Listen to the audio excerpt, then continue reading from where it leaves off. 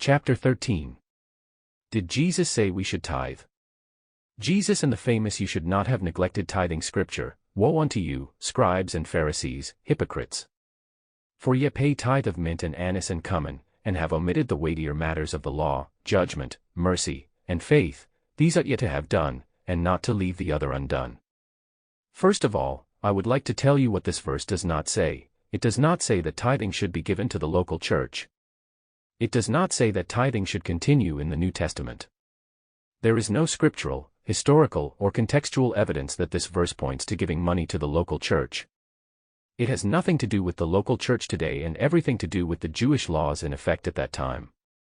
When Jesus was speaking in Matthew 23, the law and all the sacrifices were still to be fulfilled, especially the tithing and sacrificial laws, since Jesus had not yet died. The tithe had not yet come to the storehouse, because the body of Jesus had not yet been broken and made available as food for all people. On account of this, they still had to follow the principle described in Deuteronomy 14. Is it not clear in the passage that the people were tithing of food? How did they tithe? They took the mint, anise, and cumin, and ate it at the temple once a year. Every third year they kept it in their cities, and the poor, widows, Levites, and strangers ate of it. Jesus was saying they should be merciful and loving, while eating the tithe as described in the law. The teachers of the law, and holy men, kept the law to the letter. They were tithing as they were supposed to tithe. It would have been seen as the greatest corruption and disobedience to take the tithe, turn it into money, and give the money to the Levite, poor or stranger, for it would be a massive violation of the prescriptions of how one should tithe. That would be seen as not keeping to the law, and one would be found a transgressor of the law. Jesus was the meat that would come to the storehouse, so not long after he told them to continue eating the tithe, everything would change. Imagine you refuse to stop tithing and you still eat the tithe every year as the law commanded.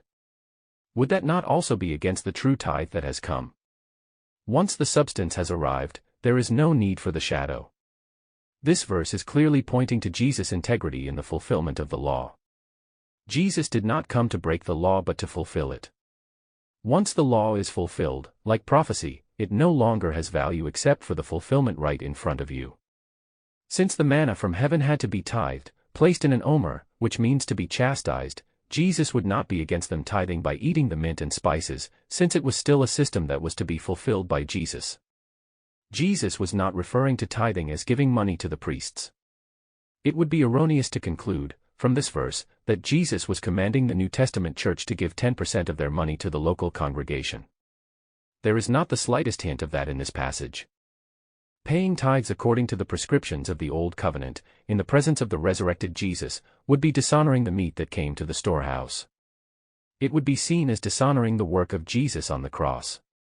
If we want to tithe today, we should keep in mind that the tithe will be for all the strangers, widows, and priests in town. If we say that the priest is the pastor, then who are the strangers and widows? The passage in question simply states that it was not wrong for the Pharisees to even eat 10% of spices and to be very careful in observing the law to the letter, while the system was still active. This type and shadow of tithing was fulfilled when Jesus was chastised and hung on the cross at Golgotha, providing the real tithe, which is the real meat in the storehouse.